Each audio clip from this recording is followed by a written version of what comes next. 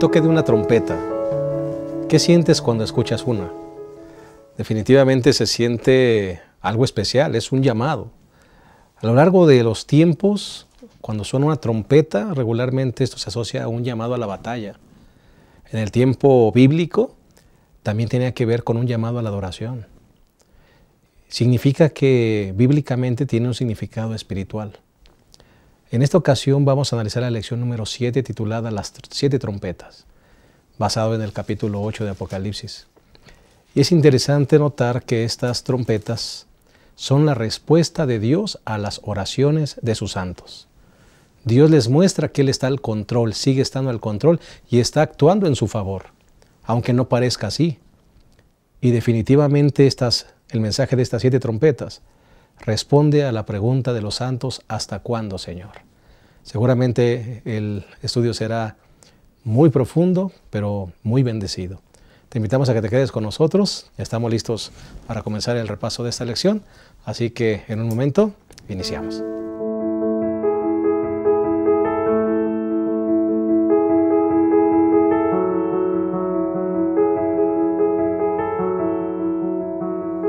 Estamos muy contentos de estar reunidos en torno a esta mesa para iniciar el repaso de la lección número 7, titulada Las 7 trompetas. Estamos contentos también de tener con nosotros a 2 pastores que estarán ayudándonos en el repaso de esta lección, comenzando con el pastor Isidro López. Gracias, pastor, por estar una vez más con nosotros. Un placer estar aquí para poder estudiar el libro tan desafiante como es el libro de Apocalipsis, que a veces le tenemos miedo, pero recuerden, Apocalipsis significa revelación, así que quiere decir que es algo que sí podemos entender, porque Dios dice que si lo estudiamos es posible que entendamos las grandes verdades que Dios quiere darnos. Muchas gracias, pastor. Pastor Abraham Ramírez, gracias por estar con nosotros una vez más. Gracias, pastor. Pues vamos a ver lo de las 7 trompetas. Creo que es el mensaje de Dios que nunca nos va a dejar, que siempre nos acompañará y siempre defenderá y apoyará a su pueblo. Amén. Así sea. Pues vamos a comenzar con una palabra de oración, si les parece bien. Inclinemos el rostro. Cariñoso Dios, nos colocamos en tus manos para que esta revelación, Señor, pueda ser bien explicada a través de nuestras palabras. Pero no queremos hacerlo sin antes pedir la unción del Espíritu Santo. Por favor, que todo lo que digamos edifique tu pueblo, Señor, y nos ayude a estar preparados para el momento final y para que podamos mantener la fe en medio de cualquier dificultad. Bendícenos, Señor, y que el mensaje pueda ser claro, en el nombre de Jesús. Amén. Muy bien, vamos a comenzar de una vez con el primer punto. Ya los puntos salieron en la pantalla: oraciones contestadas, alegría frustrada y testigos vivientes. Vamos a iniciar con el primer punto, que es oraciones contestadas. Pastor Abraham, pastor Isidro, esta escena comienza con una escena del santuario y habla de justamente oraciones de los santos y que responde justamente a Apocalipsis 6:10, y clamaban a gran voz: ¿hasta cuándo, Señor santo y verdadero, no juzgas y vengas nuestra sangre de los que moran en la tierra? Así que hay una pregunta, una inquietud de los santos, y entonces el Señor nos da la respuesta. Sí, recordemos que el pasaje es bien claro, porque el versículo 9 dice: vi debajo del altar las armas de los que habían sido muertos por la palabra de Dios y por la palabra del testimonio que habían dado. Es decir, se sienten solos, ¿verdad? Por lo menos eso es lo que está diciendo aquí. Esto que es un símbolo, ¿verdad? Porque no es algo que están ahí esas almas, pero en este símbolo ellos de pronto sienten una soledad. Están sufriendo, han sufrido persecución, han sufrido castigos, han sufrido soledad, incluso han sufrido la muerte, porque eso se llaman mártires. Han pasado por una situación crítica y de pronto dicen: oye, ¿esto cuándo va a terminar? Va a seguir para siempre, van a seguir muriendo y muriendo y muriendo. Y entonces viene esa gran pregunta que acabas de decir: ¿hasta cuándo, Señor? Es más, ¿hasta cuándo no juzgas y venga nuestra sangre? Es decir, nosotros no lo vamos a hacer, porque nosotros no nos desquitamos de lo que nos hacen. Pero, Señor, si tú tienes que intervenir por tu pueblo. Y entonces la manera en que Dios interviene, o dice que interviene, es a través de las trompetas. Recordemos que ya hablamos en la clase pasada que había un interludio que es lo que tiene que ver con los sellados. ¿verdad? Porque ahí también el capítulo 6 terminó con una pregunta. ¿Quién podrá sostenerse en pie? Bueno, los sellados pueden sostenerse en pie. Pero ahora, para tratar de contestarle a estos mártires que están preguntando, dice Dios, mira, no te preocupes, yo siempre he estado al control de la historia. Pero ¿cómo, Señor? Es que tú no te has dado cuenta. Y capítulo 8, versículo 13, por ejemplo, dice, miré y oí a un ángel que volaba por el cielo y decía a gran voz, ¡ay de los habitantes de la tierra! Bueno, aquí cualquiera puede decir, y a los habitantes de la tierra, pues los habitantes de la tierra son buenos y malos. Pero cuando nosotros vamos al capítulo 9 y al versículo 4, y dice, se les dijo que no dañaran la hierba de la tierra, ni cosa verde alguna, ni ningún árbol. Y aquí viene el asunto, sino solo a los hombres que no tuvieran el sello de Dios en sus frentes. Así que lo que Dios está contestándoles es, miren hijos, es cierto, ustedes están sufriendo, y están sufriendo en serio, pero no los voy a dejar que sufran más allá de lo que ustedes pueden soportar, porque yo estoy interviniendo, y hay muchas cosas que a ustedes no les van a ocurrir, pero sí le van a ocurrir a aquellos que no fueron sellados. Correcto. Ustedes, les dice Dios, ¿ustedes qué cosa? Ustedes fueron sellados. Así que como ustedes fueron sellados, ustedes tranquilos. Su destino está asegurado, la salvación está segura. Van ustedes a resucitar. Pero estos otros, van a sufrir consecuencias serias aquí y también están sellando su destino eterno. Porque como no tienen el sello, estos desaparecerán para siempre. Así que yo los voy a castigar, porque ustedes me están preguntando hasta cuándo. Yo estoy interviniendo a lo largo de la historia. En todo momento yo he intervenido. Y dice Dios, porque si yo no hubiera intervenido, hace tiempo que los impíos hubieran acabado con ustedes. Exacto. Pero todavía ustedes siguen.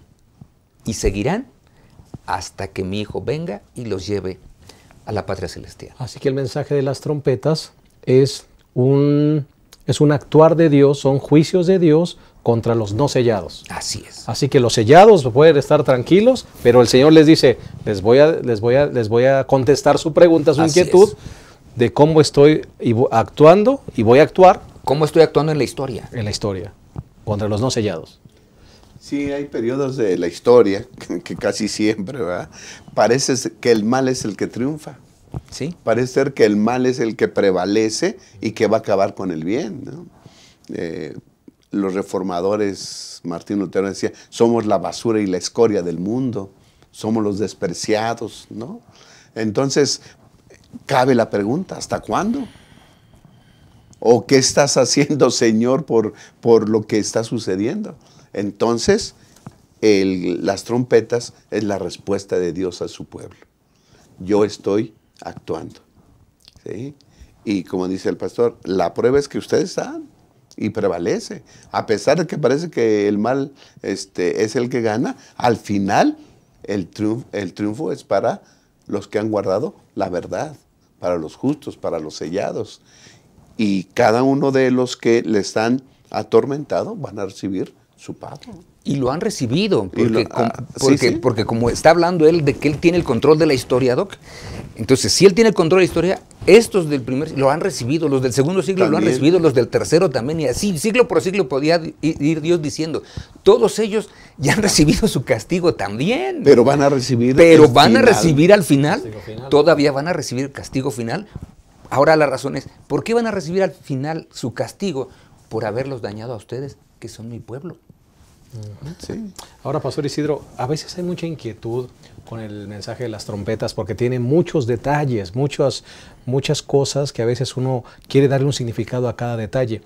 Pero realmente es fácil entenderlo cuando lo tomamos como una secuencia desde el mensaje a las iglesias, desde los sellos y después con las trompetas. Es un mensaje que tiene una secuencia. Sí, porque recordemos, ¿cuándo inician las trompetas? Que esa sería la gran pregunta, porque ¿cuándo inician las trompetas entonces? Bueno, las trompetas inician después de la muerte de nuestro Señor y Salvador Jesucristo. Ahí inician las trompetas. Ahora, fíjense bien, es muy simple esto, más simple de lo que nosotros a veces creemos. Nosotros a veces tratamos de confundirlo todo, pero es sencillo. El libro de Apocalipsis tiene un seguimiento semejante al libro de Daniel. El libro de Daniel, por ejemplo, tenemos capítulos 2, 7 y 8, que son los más simples de colocar en un paralelo. El capítulo 2 nos habla de la imagen que sueña Nabucodonosor. El 7 ya habla de bestias. El 8 habla de otras bestias también, ya no incluye una, y entonces podemos colocarlos en paralelo y decimos, a ver, ¿qué es lo que no dice Daniel en el capítulo 2? Ah, mira, esto no lo dijo Daniel en el capítulo 2, pero lo tiene el 7. Y luego decimos, esto no lo tiene el 7, pero lo tiene el 8. Entonces, el caso de las iglesias, los sellos y las trompetas, hermanos, para poderlos entender y disfrutar, en un ejercicio, ¿verdad? Esta sería una especie de tarea, porque finalmente esta es la escuela sabática, ¿verdad? Y es una escuela, la escuela mundial, donde a veces dejamos tarea. Este sábado por la tarde, después de que vayas al culto y que tengas el repaso de la lección, o mientras en la semana estás repasando tu lección, coloca en paralelo el mensaje a la primera iglesia, después coloca en paralelo el primer sello, y después en paralelo, en el tercer cuadro, coloca el mensaje de la primera trompeta. Y entonces vas a poder contemplar cómo Dios interviene. En otras palabras, la iglesia del primer siglo era pura. Y entonces dice después el Señor, salió para vencer. Caballo blanco. Caballo blanco, pero después viene la trompeta, porque aunque era el caballo blanco, también sufrió. Y ahora sufrió para adelantar el evangelio, porque hubo la persecución de Nerón, hubo la persecución de Domiciano, que fue tremenda, y donde el apóstol San Juan también fue castigado, fue llevado a Patmos, y después con Trajano él regresa. Así que hubo sufrimiento. Dios interviene, y es lo que nos está diciendo. ¿Cómo interviene? Pues a través de la primera trompeta, porque el juicio de la primera trompeta es para los que no son parte del pueblo de Dios. Y entonces está diciendo, mira, yo he intervenido en la historia de esta iglesia que formé, desde que la formé, he intervenido y seguiré interviniendo hasta que termine la historia. ¿Y cuándo termina la historia de la iglesia? Cuando el Señor Jesucristo viene y lleva a su pueblo y ahora se convierte en el pueblo de Dios único, donde todos los salvados del Antiguo Testamento y todos los salvados del Nuevo Testamento seremos el gran pueblo de Dios. Y ahí ya no podremos decir, oye, ¿y qué somos? ¿Somos la iglesia cristiana? Somos el pueblo de Dios, todos redimidos por la sangre del Cordero. Podríamos entonces definirlo fácilmente. El periodo que abarcan las trompetas, desde la muerte de Cristo hasta la segunda venida. Así es. Son periodos de la historia. Son periodos históricos. Son periodos históricos, sí. Y además, pastor, este mensaje de las trompetas se aplica, dijimos, es un juicio de Dios a los que no están sellados. Así es. Resumiendo. Sí, pastor. Hablando de eso, quisiera leer Números 10, 9 y 10 en el uso de las trompetas en el Antiguo Testamento. Dice, cuando en vuestras tierras salgáis a la guerra contra el enemigo que os moleste, tocaréis alarma con las trompetas y seréis recordados por el Señor vuestro Dios y seréis salvos de vuestros enemigos. El sonido de la trompeta, ¿sí?, les recordaba a los soldados que estaban peleando que el Señor había salido con ellos a la batalla y que iban a ser protegidos, ¿sí? Y también se tocaba en el día de vuestra alegría, en vuestras solemnidades y al principio de vuestros meses. Tocaréis las trompetas sobre vuestros holocaustos y vuestros sacrificios de paz y seréis recordados por vuestro Dios. Yo soy el Señor vuestro Dios. El uso de las trompetas en el Antiguo Testamento, en la guerra. ¿Se imaginan estando en la guerra, en el fragor de la guerra, escuchar las trompetas? Un sonido de esperanza. El Señor está con nosotros. Puede ser que el enemigo sea superior, pero el Señor está con nosotros. Y vamos a vencer. Sí. Ese es un mensaje de esperanza y de que el Señor está con nosotros y que le dará su pago a los que nos molesten, dice aquí, ¿no? Sí. Bueno, la primer trompeta simplemente seguirían los juicios de Dios sobre la misma Jerusalén que no aceptó el mensaje cristiano de la muerte de Cristo. La segunda trompeta es ese imperio romano que viene y subyuga al pueblo ahora, que simplemente el apóstol San Pedro dice que es Babilonia, ¿verdad? Esa tercera trompeta son esas imágenes que señalan a la iglesia en la condición de la Edad Media. Por eso decimos que son secuenciales en la historia. Esa cuarta trompeta, cuando habla de que se oscurece una parte del sol, una parte de la luna, de las estrellas, porque no está totalmente oscuro, bueno, pues es esa apostasía de la Edad Media, donde prácticamente la verdad desaparece. Pero a la quinta trompeta dice que hay una oscuridad total, es decir, el mensaje del Evangelio, básicamente, ¿qué cosa? Desaparece prácticamente. Es suplantado por tradiciones. Así es, y es suplantado por ideas, por el secularismo moderno, la apostasía religiosa, secularismo, etc. Y la sexta trompeta básicamente imita ese relato bíblico sobre la antigua Babilonia, ese colocarse en contra de Dios, igual que Babilonia lo hacía. Así que es lo que estamos diciendo. Las trompetas son los mismos eventos históricos que tratan simplemente cómo Dios interviene en la historia a favor de su pueblo. Porque esto es lo importante. Dios ha intervenido en la historia siempre, pero ¿cómo interviene Dios en la historia? Para beneficiar a su pueblo, protegerlo y que llegue al final. Correcto. Pues vamos a hacer una pausa, si les parece bien, y vamos a regresar a esta lección 7, las 7 trompetas. Y creo que la lección está siendo bastante clara y esperamos que de esta manera secuencial, con periodos de historia, podamos ir entendiendo de una mejor manera este mensaje de Dios. En un momento regresamos.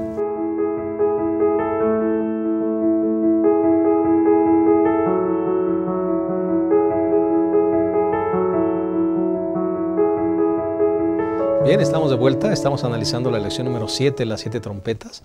Ya analizamos el primer punto que tuvo que ver con oraciones contestadas. Ya hablamos de que este mensaje de las trompetas es un mensaje que viene en secuencia histórica, desde el mensaje de las iglesias, los sellos y ahora las trompetas.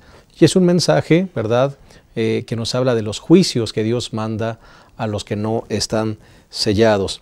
Es interesante, Pastor Abraham, Pastor Isidro, que viene nuevamente en este mensaje de las trompetas un interludio. Así como sucedió después del sexto sello, hubo un interludio en el capítulo 7, donde se habla de esos 144,000, de esa gran multitud.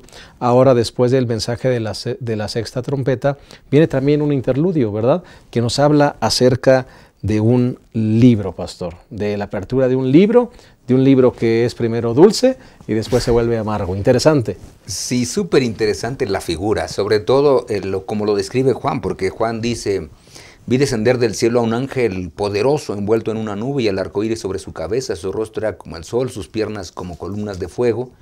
Y todo esto tenemos que aceptar que nos remite a Apocalipsis capítulo 1 y versículo 16, es decir, está hablando de nuestro Señor y Salvador Jesucristo de nuevo. Así que aunque dice que es un ángel, es el Señor Jesucristo mismo quien se presenta con un mensaje. Así que quiere decir que este mensaje es de una importancia suprema, porque el mismo Señor Jesucristo se toma el tiempo de venir y dárselo. Eso es lo primero que hay que resaltar. Segundo que hay que resaltar aquí es que coloca un pie en la tierra y otro en el mar. Quiere decir, este mensaje es para todo mundo, es global, mundial. Y hoy que vivimos en un mundo globalizado, es muy simple de entender, pero Dios se adelantó, Dios siempre se adelanta a los tiempos. Hoy hablamos de un mundo globalizado, hoy hablamos de un mundo que está conectado. Bueno, el Señor Jesucristo, cuando coloca así sus pies, dice: saben, yo quiero redimir a todo el mundo, así que tengo un mensaje justamente para ellos. Y entonces vienen aquí algunas cositas que están interesantes, porque dice las Sagradas Escrituras, el versículo número 6, y juró por el que vive por los siglos de los siglos, que creó el cielo y la tierra y cuanto hay en él, la tierra y cuanto hay en ella, el mar y cuanto hay en él, que el tiempo no será más. Ahora, ¿a qué tiempo se refiere? Porque muchas veces decimos el tiempo no será más. Y es cierto, el libro de Apocalipsis más adelante también se refiere que no habrá más mar. Y a veces algunos dicen, bueno, si no habrá más mar y ya no será más tiempo, quiere decir que el tiempo no se va a contabilizar. Porque hoy lo contabilizamos porque tenemos una vida que solamente dura entre 70, 80 años. Y los que duran más ya nos sentimos que son privilegiados. y cuando lleguemos allá no contabilizaremos el tiempo. Pero no se refiere a ese tiempo, se refiere al tiempo profético. ¿Cuál tiempo profético? El tiempo profético de Daniel. Ahora, fíjense bien, hermanos, ¿por qué la lección? Porque hay una pregunta aquí que nosotros mismos la hicimos. ¿Por qué la lección dedica solamente un día a las trompetas? Y aunque la lección se llama las 7 trompetas, y dedica un día a las trompetas como si fuéramos a agarrar las 7, pero dedica mucho tiempo a este interludio. Hermanos, porque hay una razón poderosísima. Si el tiempo profético no será más, y está hablando del tiempo profético de Daniel, capítulo 8, versículo 14, donde nos habla hasta 2300 tardes y mañanas, y el santuario será purificado, es decir, ahí será, y luego viene parte de la explicación en el capítulo 9, del versículo 23 en adelante, donde viene la explicación de cuándo inicia, y nosotros vemos que termina hasta 1844, en el 22 de octubre. ¿Por qué está diciendo la lección? ¿Por qué le dedica tanto tiempo? Hermanos, porque en ese tiempo, entre la 6ª trompeta y la 7ª, surge la Iglesia Adventista del Séptimo Día. Amén. Por eso es que es tan importante este mensaje y tenemos que entenderlo. El tiempo ya no será más que tiempo, el tiempo profético. El tiempo profético se acabó y ahora surge el pueblo que tendrá que dar el último mensaje de advertencia a este mundo. Amén. Sí, pastor, si hacemos la tarea que nos dejó el pastor, ¿verdad? Entonces ponemos las columnas, ¿verdad?, que él nos dice, y va por periodo de tiempo. La primera iglesia, la segunda iglesia, la tercera iglesia y la cuarta. Y llegamos a la 6ª iglesia, ¿verdad? Entonces nosotros hemos visto, ya viendo las iglesias, el mensaje de las iglesias y los 7 sellos, que el 6º periodo abarca de finales del siglo XVIII y principios del XIX. Unos los fechan en 1755 con el terremoto de Lisboa y otros 1798, y ahorita lo vamos a ver por qué, ¿verdad? Pero en fin, es ese periodo que va de 1755 hasta 1844. Ese es el periodo que estamos. Y es importante fecharlo por lo que dice el pastor. Correcto. ¿Sí? Para que veamos que en ese periodo nace la Iglesia Adventista con un mensaje especial. ¿Sí?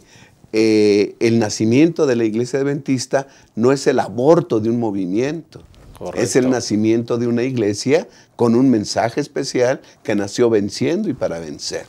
Y entonces vamos a Daniel capítulo 12 y dice el versículo 4, pero tú, Daniel, cierra las palabras y sella el libro hasta el tiempo del fin.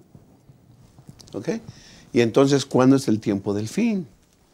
Y entonces aquí en Apocalipsis 10 dice que el tiempo no será más. Se acabó el tiempo. Y empezamos el tiempo del fin.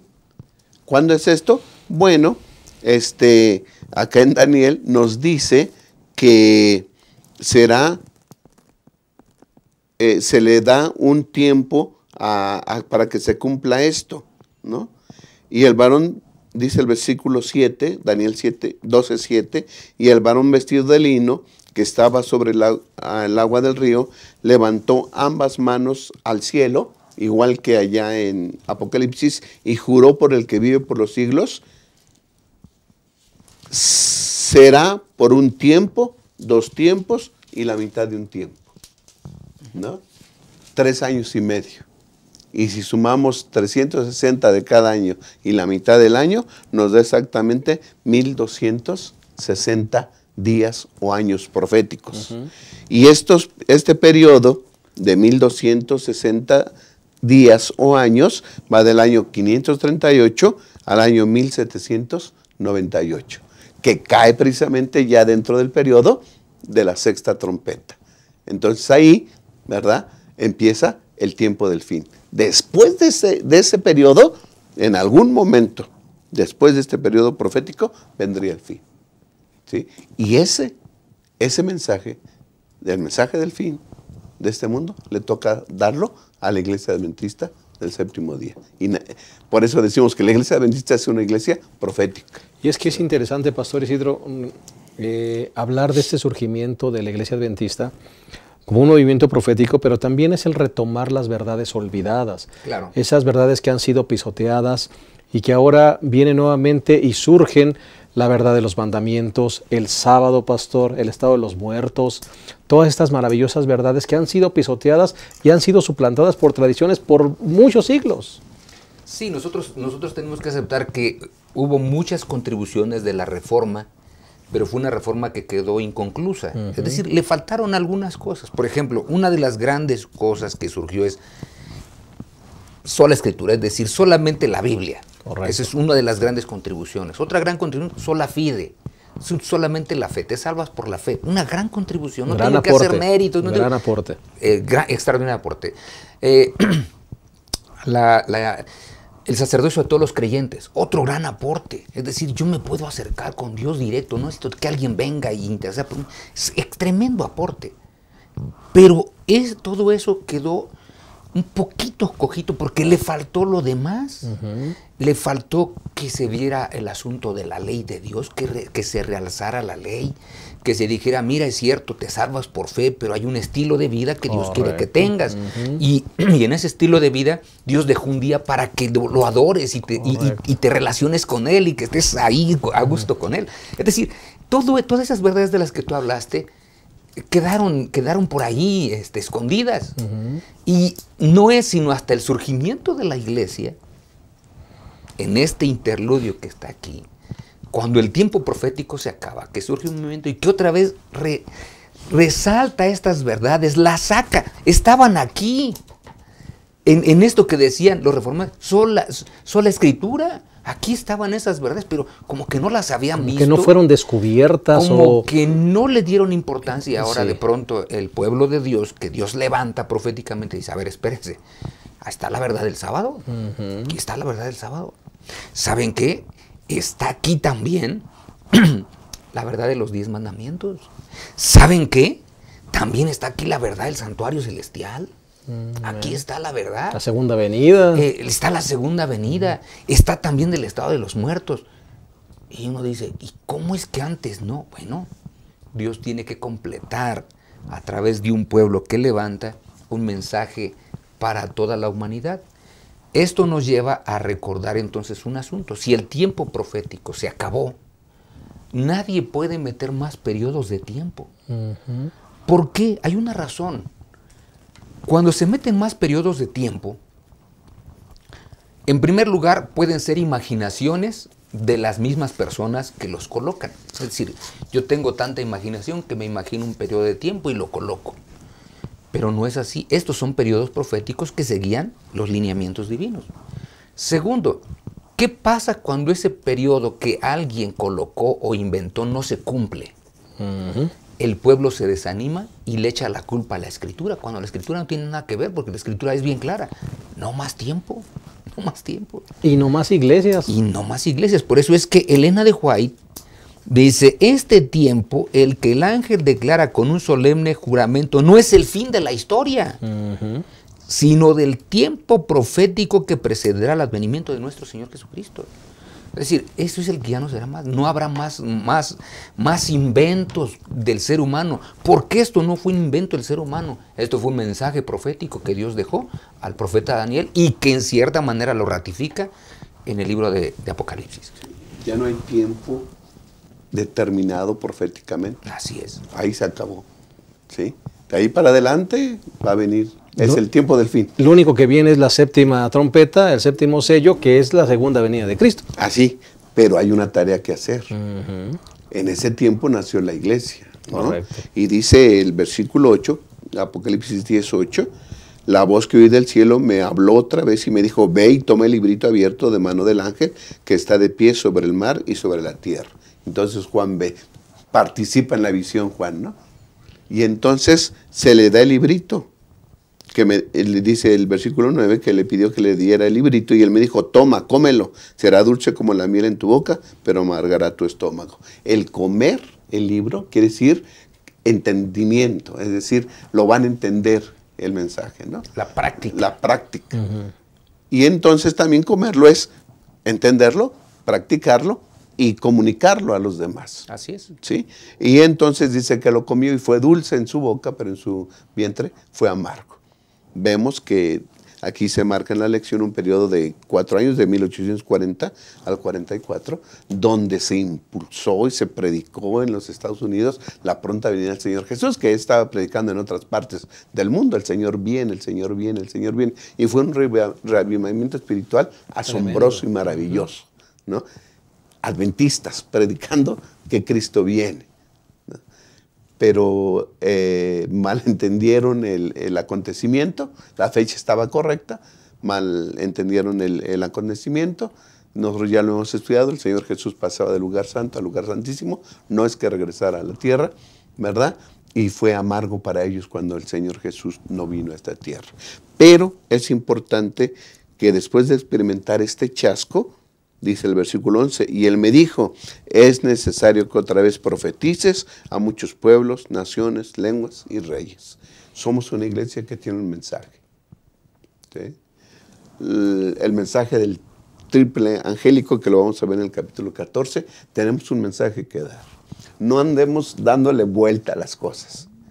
Es necesario que otra vez profetices. Y creo que es la tarea que la iglesia necesita. Sí, no es un mensaje para que amonestemos a la iglesia, es un mensaje para que amonestemos al mundo. Al mundo.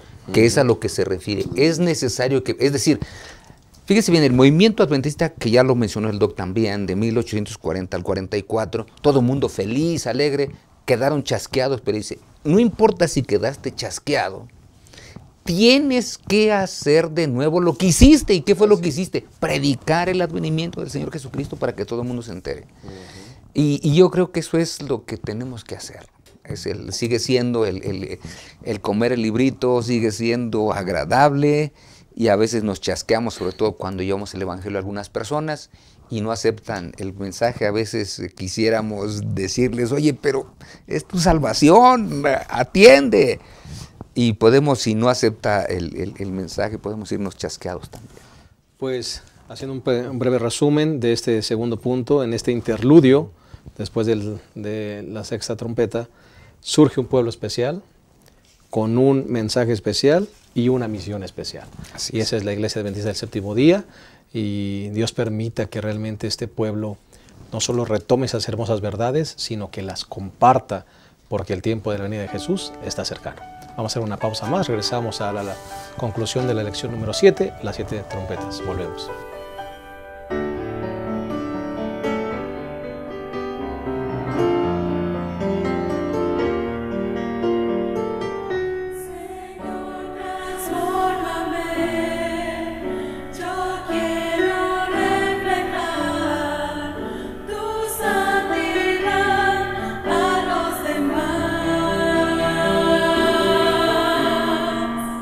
Renuévame, Señor.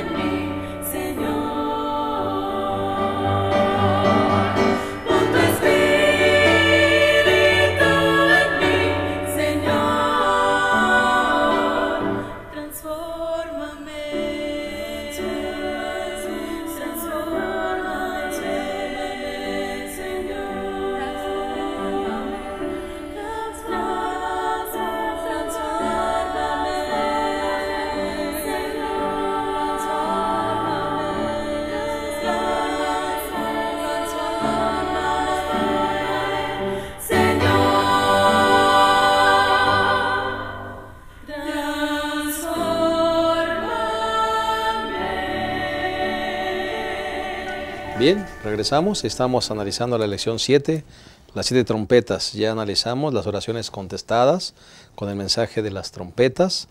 Ya vimos este interludio que hay entre la sexta trompeta y la séptima, con un título que le colocamos Alegría Frustrada, que es el surgimiento de la Iglesia Adventista con esas maravillosas verdades bíblicas. Y ahora vamos a analizar el tercer punto, que es testigos vivientes.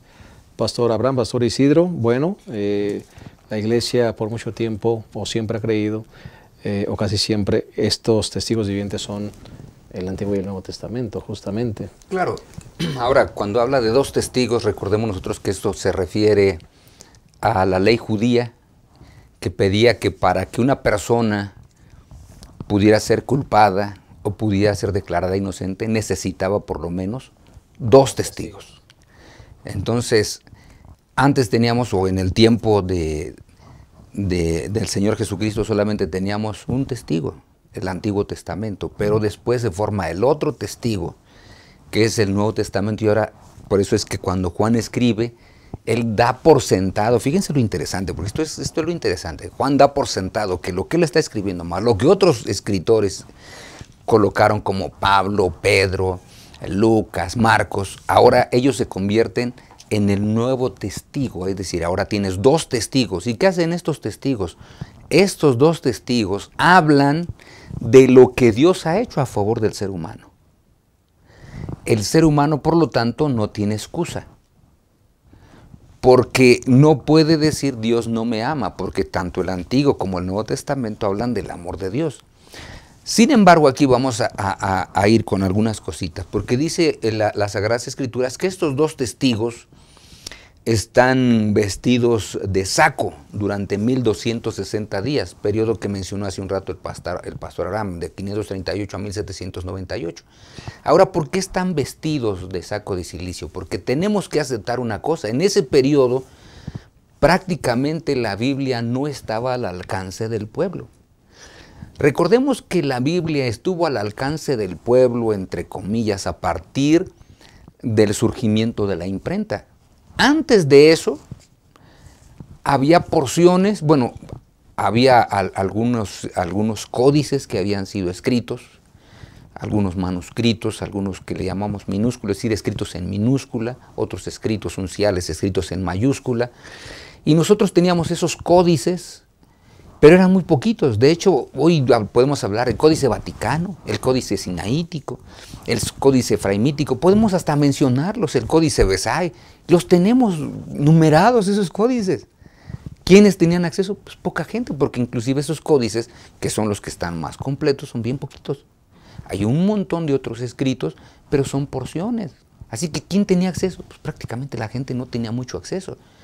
A partir de la invención de la imprenta, tenemos que aceptar que ahí empieza el asunto de los dos testigos a tomar un poquito de fuerza, porque el primer libro que se imprime en la imprenta de Gutenberg fue la Biblia.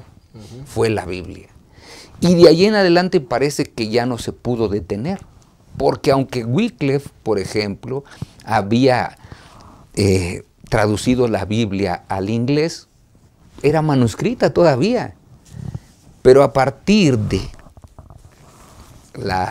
la imprenta, contribuye tanto a la imprenta que en la Reforma la Biblia ya tenía un poco más acceso con porciones, sobre todo cuando se escriben las primeras Biblias, se escriben en griego. Ahora no pensemos que se escribió en los idiomas, porque uno de los primeros que escribe, basándose en uno de los textos que se habían hecho en ese periodo de tiempo por Erasmo de Rotterdam, es Lutero, quien ahora traduce la Biblia al alemán. ¿Qué quiere decir? Que no había Biblia en alemán. La Biblia que leía Lutero está en los idiomas originales. Así que, ¿qué acceso tenía el pueblo? Por eso dice, ¿profetizan cómo? Pues vestidos de silicio, vestidos de silicio. ¿Y cuándo terminan de ser vestidos de silicio? Pues cuando surgen las Sociedades Bíblicas Unidas, que vamos a hablar un poquito de eso en unos minutos, ¿no? Pero vean ustedes lo interesante, por eso es que están, ¿cómo no van a estar vestidos de silicio si no pueden hacer su trabajo? Son testigos, pero no pueden testificar. Exactamente. Es cuando profetizan vestidos de silicio, ya dijimos, y si lo ponemos en la historia otra vez, establecemos fechas, va del 538 hasta 1798. Así es. ¿No? Hay poco acceso a la palabra, ¿sí? Ya dijo el pastor, cuando la imprenta, ¿verdad? Se empieza, bueno, el primer libro fue la Biblia, pero hay poco acceso, definitivamente. Y entonces sucede algo muy especial, dice el versículo 7, cuando hayan acabado su testimonio, la bestia que sube del abismo los combatirá, los vencerá y los matará. Prácticamente mueren. Prácticamente mueren, ¿no? ¿Quién lo hace? Dice, la bestia que sube del abismo. Es un poder opositor a la palabra de Dios, ¿verdad? Que sube del abismo donde Satanás es el que manda. Así que esto es un elemento satánico, un poder satánico que destruye, que mata a los dos testigos. Sus cadáveres quedan en la plaza de la gran ciudad, que simbólicamente se llama Sodoma y Egipto, donde también su Señor fue crucificado. Así que entonces los historiadores y los comentaristas bíblicos señalan esto de la muerte de los dos testigos al ataque ateo que recibe la Biblia y la abolición de la religión cuando sucede la Revolución Francesa, ¿no? En la historia conocemos que en Francia se reúnen todas las Biblias y entonces las queman, las desaparecen. Pero ahora en esa casa donde se quemaron las Biblias está una oficinas de la Sociedad Bíblica ahora, ¿no? En relación a esto, dice el versículo 11, pero después de los 3 días y medio entró en ellos un aliento de vida enviado por Dios. Se levantaron sobre sus pies y cayó gran temor sobre quienes los veían. Sí, Francia en la Revolución Francesa trató de eliminar la palabra de Dios, ¿no? Pero se levantaron. El Espíritu del Señor vino sobre ellos y se levantaron. Y después de la Revolución Francesa hay un resurgimiento de la verdad. Es decir, el mundo es llamado a estudiar la Santa Palabra. Y lo que decía el pastor, aparecen las sociedades bíblicas, ¿sí? Y las misiones también que van predicadores a diferentes partes del mundo para predicar precisamente la palabra de Dios. Sí, y fíjense lo interesante, porque cuando habla aquí de que hay 2 pueblos, dice que sus cadáveres quedarán en la plaza de la gran ciudad que simbólicamente se llama Sodoma y Egipto. ¿Por qué menciona Sodoma y por qué menciona Egipto? Porque en primer lugar, Sodoma nos recuerda esa degradación moral, ¿verdad? Por eso fue destruida, de hecho, una degradación moral tan espantosa que Dios tuvo que intervenir. Y por otro lado, en el caso de Egipto, su ateísmo arrogante, que nunca quiso reconocer a Dios. Y justamente hubo un periodo que ya mencionó el pastor Abraham hace un instante, en la Revolución Francesa, cuando estas 2 cosas se cumplen: entronan a la diosa razón, y la diosa razón la entronan a través de una prostituta que colocan como que ella fuera la nueva. Así que imagínense si eso no es lo que hacía Sodoma, ¿no? Y empiezan a colocar a Dios, lo colocan fuera. Así que parece que los testigos mueren. Sin embargo, dice las Sagradas Escrituras que no pasa así, sino que después de 3 días y medio, aunque estos no fueron sepultados, versículo 11, pero después de los 3 días y medio entró en ellos un aliento de vida enviado por Dios, se levantaron sobre sus pies y cayó un gran temor sobre quienes los veían. Es decir, ahora la gente dice, ¿cómo es que la Biblia puede llegar a ser? Bueno, fíjense que es interesante en lo que hemos mencionado aquí, porque principiando el siglo XIX, por 1800, los ingleses dicen, oigan, tenemos que pensar en hacer que llegue la Biblia a todos lados. Así que ellos piensan, ¿cómo le podemos hacer? Y empiezan primero a ver un organismo, después dicen, oiga, ¿por qué no creamos una sociedad donde la Biblia se reproduzca y pueda tenerla, el pueblo pueda tenerla? Y el 7 de marzo de 1804 se forma la Sociedad Bíblica Británica, que fue la primera que empezó a imprimir las Biblias para que tuviera la gente acceso. Ahora, No hay casualidades, hermanos, porque yo nunca he creído en las casualidades. ¿Por qué la Biblia se empieza a imprimir en ese tiempo? Venía un mensaje profético que tenía que ser predicado a través de Guillermo Miller, y cuando él empieza a predicar, la gente tiene acceso ¿a qué? A la Escritura. A las Biblias que han sido o que han estado siendo impresas, más otras sociedades bíblicas que se forman después, la Sociedad Bíblica Americana que se forma después, más ahora que tenemos las Sociedades Bíblicas Unidas. Y entonces la Biblia empieza a llegar a todas las casas, a todos los hogares. Y ahora la gente puede decir, a ver, ¿qué dice Dios para mí? Y entonces viene a través del estudio de lo que aparentemente estaba muerto, que eran los testigos, viene el estudio y dicen, wow, este mensaje es un mensaje viviente. Por eso estos testigos, Antiguo y Nuevo Testamento, se convierten en un mensaje viviente para que las personas puedan escuchar lo que ellos tienen que decir y para que a través de ese mensaje las personas puedan decidir tomar camino hacia la salvación. De hecho, pastor, yo creo que esto es un mensaje muy claro para reconocer que el enemigo no triunfará. Él siempre va a buscar la manera de atacar la iglesia, de atacar a los hijos de Dios, de atacar a los testigos, que es su palabra, pero el aliento de Dios viene, levanta a esos testigos, pastor, en su tiempo correcto, y ahora tenemos la Biblia pues traducida en ¿cuántos idiomas ahora, pastor? Sí, nosotros veíamos hace un rato aquí que hay una aplicación que se llama Bible.es, que más o menos hay 1400 idiomas diferentes. Hay algunas que son porciones, otro es el Antiguo Testamento, otro es el Nuevo Testamento. Pero hoy podemos decir, alabado sea Dios, que en este momento los testigos están más vivos que en cualquier otro momento de la historia, porque cada año aproximadamente se venden 600 millones de Biblias. Dios tiene el control, ¿no? Así que los testigos de la historia de este mundo. Los testigos siguen vivos. Ahí está. 1804, 1805, las sociedades bíblicas. Ya está la palabra, pero falta un pueblo para predicar. Amén. Y Dios lo levanta. Amén. En ese periodo. Bendito sea Dios, ¿no? Que tiene el control, tiene su palabra, tiene su pueblo. Solo falta que su pueblo predique la palabra. Ahora esperemos que su pueblo no esté como en el mensaje de la séptima iglesia, ¿verdad? Un pueblo que tiene una gran verdad, pastor, pero que está tibio. Pero que le cuesta trabajo cumplir el mandato divino. Y el mandato divino es, y ve y amonesta al mundo. Que el mundo sea amonestado y que el mundo decida a quién quiere servir. Yo creo que eso es lo que la lección de esta semana nos está diciendo. Esos testigos tenemos que hacerlos llegar a todos los hogares para que puedan llamar a las personas al arrepentimiento.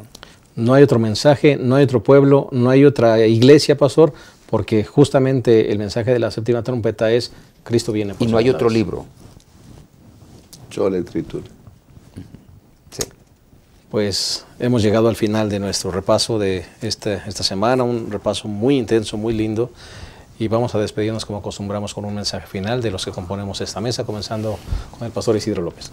Bueno, hermano, yo solamente quisiera decirles, confiemos en que Dios sigue dirigiendo todo. Él está tan al control que, hermano, si estás pasando por algún problema y quizá te preguntes como los mártires o el símbolo de las almas de mártires, ¿hasta cuándo vas a intervenir? Recuerda, Dios todavía te tiene en sus manos y te sigue sosteniendo.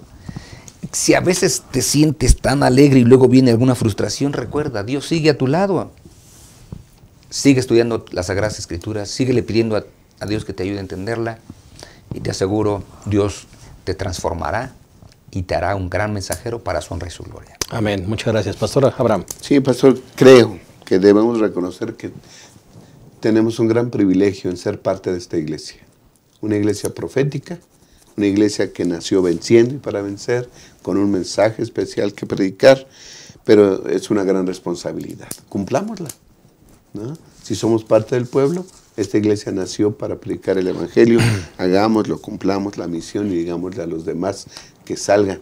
El mensaje es salir de ella, pueblo mío, ¿no? De la Babilonia, para establecer un pueblo, para que todos esos, los que ya están y los que serán llamados, reciban el sello de nuestro Dios, porque el tiempo está cerca. Amén. Hermano, amigo, si tienes una Biblia en tu mano, recuerda que eso es parte de un milagro de Dios. Eso es parte de un plan profético de Dios. Si tienes una Biblia en tu mano, estúdiala, vívela y compártela, porque eso es lo que el Señor espera en este tiempo, porque pronto, muy pronto, Jesús vuelve por sus redimidos. Muchas gracias por habernos acompañado. Te esperamos la próxima semana en un repaso más de nuestra lección. Que el Señor les llene de ricas y abundantes bendiciones. Hasta la próxima. La Reforma Protestante representa una de las épocas más extraordinarias de la historia del cristianismo. Es una época maravillosa que marcó la historia de la Iglesia. Estudiar la Reforma hoy nos ayuda a entender y valorar nuestra propia experiencia espiritual. 500 años después, ¿dónde estamos como Iglesia? 500 años después, ¿iniciaría Martín Lutero una nueva reforma? Hoy te invito a estudiar los orígenes de la Reforma Protestante en esta maravillosa, breve y sencilla obra que te ayudará a entender los orígenes de uno de los movimientos más significativos de la historia de la Iglesia, para que entiendas mejor la palabra de Dios y compartas con otros los grandes valores de la Búscalo en tus librerías Gema y adquiérelo hoy mismo.